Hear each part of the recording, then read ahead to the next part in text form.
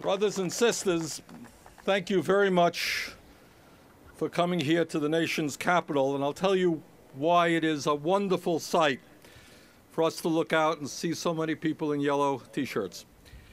This place is inundated every single day with lobbyists who make hundreds of thousands of dollars a year, lobbyists who represent the wealthiest, the most powerful people in this country, and it is a damn good sight to see working families starting to come to this Capitol.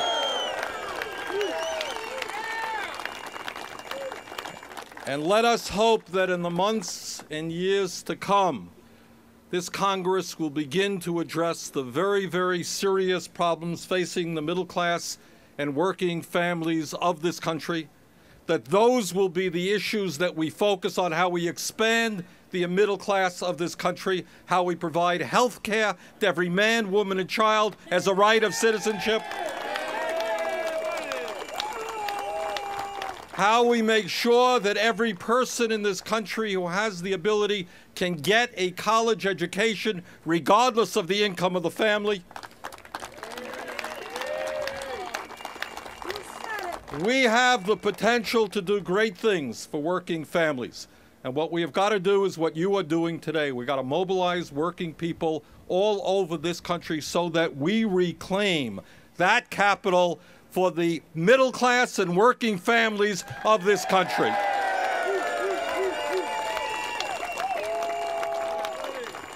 Now, you know and I know that every day President Bush and his administration, they're on TV, they're telling the American people how great the economy is. Well, there's some confusion. No. Well, we got to be honest here. For all of you who are millionaires and billionaires, the economy is great.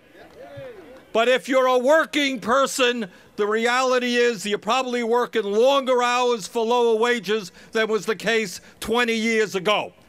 So our job is to make the economy good for ordinary Americans and not just the CEOs of large corporations.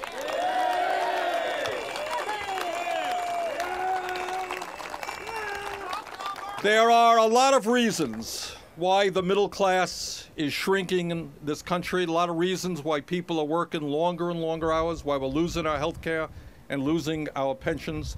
A lot of reasons why, since Bush has been president, 5 million more Americans have slipped into poverty. A lot of reasons.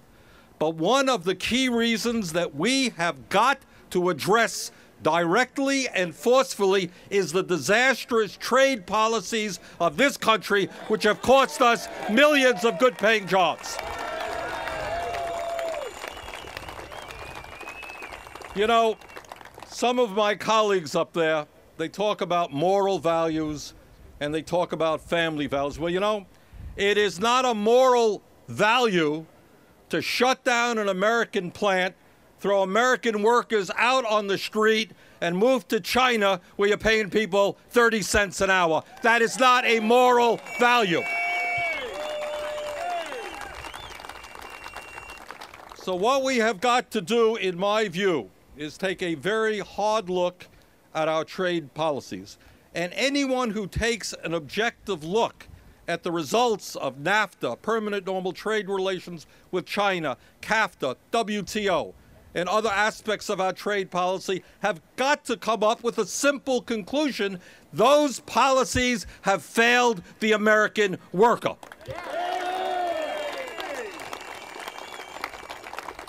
So in my view, that sign there is absolutely right. We've got to say no to fast track. We've got to kill fast track. And I think we are going to do just that.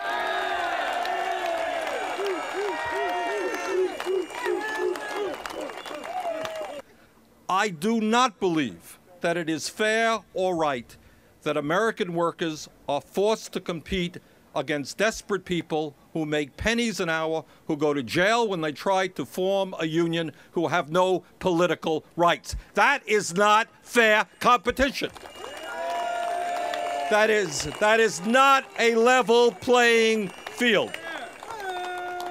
So what we've got to do is not only kill this fast track, we have got to renegotiate all of the trade agreements that we currently have. And the other thing that we have got to do, some of you may know this, some of you may not.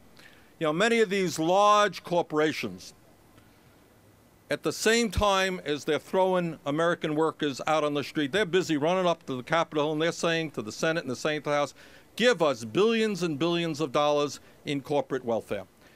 And I think we got to end that corporate welfare. And I think what we have got to say to those large corporations is if you want help from the taxpayers of this country, you know what you're going to have to do? You're going to have to start building plants right here in the United States of America. In China, you see plants being built every other day. They're exploding with new plants. So I think the proposition is pretty clear. Middle class is shrinking. Our wages are going down. Poverty is increasing. If we don't turn our economic policies about, I'm sorry and sad to have to tell you, I have 4 kids, that our kids, for the first time in the modern history of America, will have a lower standard of living than we do. And we cannot allow that to happen. So what we need to do is change our trade policies. We have got to tell these large corporations who advertise every day on TV, they want us and our kids to buy their products. Well, if they want us to buy their products, maybe they should start producing those products in the USA.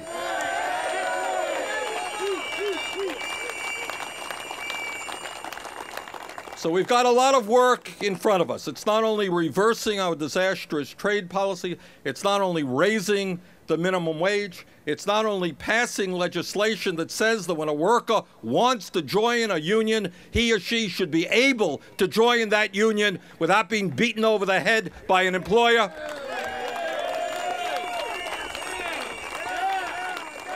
So brothers and sisters, thank you all that you have done. The Steelworkers is certainly one of the great unions in this country. Millions of people who don't know you are deeply indebted to the fights that you have made for working people, for senior citizens, for affordable housing, for decent wages, and so forth. Thank you very much for what you have done, and I look forward to working with you as we change in a very fundamental way the priorities of our nation, and we once again make our country and our government work for all of the people rather than the special few. Thank you very much.